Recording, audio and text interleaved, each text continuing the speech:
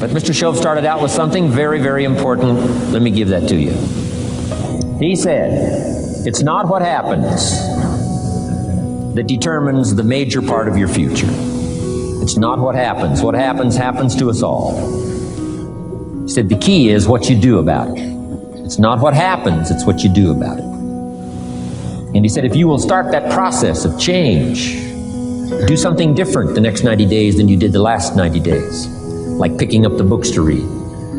Do something different, like the new health disciplines, relationship with your family, whatever it is, doesn't matter how small it is. If you'll start doing different things with the same circumstances, since we cannot change the circumstances, but we can change ourselves. We can change what we do.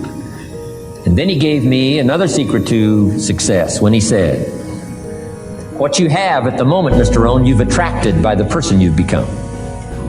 What you have at the moment, you've attracted by the person you've become. Few little simple principles here. Once you understand these, it starts to explain so much. Now, sometimes it's a little tough to take, blaming yourself instead of the marketplace, taking responsibility instead of putting it off on someone else. That transition sometimes is a challenging mission. It's f***ing work. You want the secret?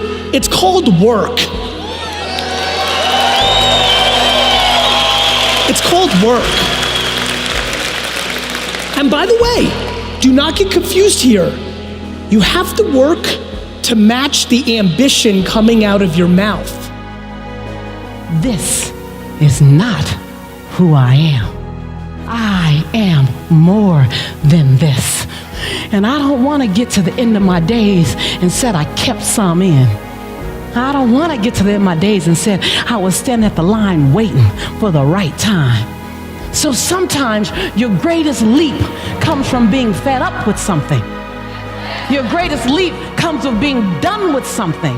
Your greatest leap comes in a combination. I'm complete and I'm ready. I'm complete with that and I'm ready for that. And this one was a little tough for me.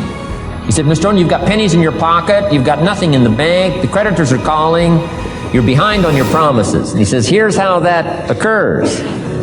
You've attracted, up until now, you've attracted the things to you because of the person you've become. Now I said, well, how can I change all that? He said, very simple. If you will change, everything will change for you. You don't have to change what's outside. All you've got to change is what's inside. To have more, you simply have to become more. And then he said, don't wish it was easier, wish you were better. Don't wish for less problems, wish for more skills. Start working on yourself, making these personal changes. And he said, it'll all change for you.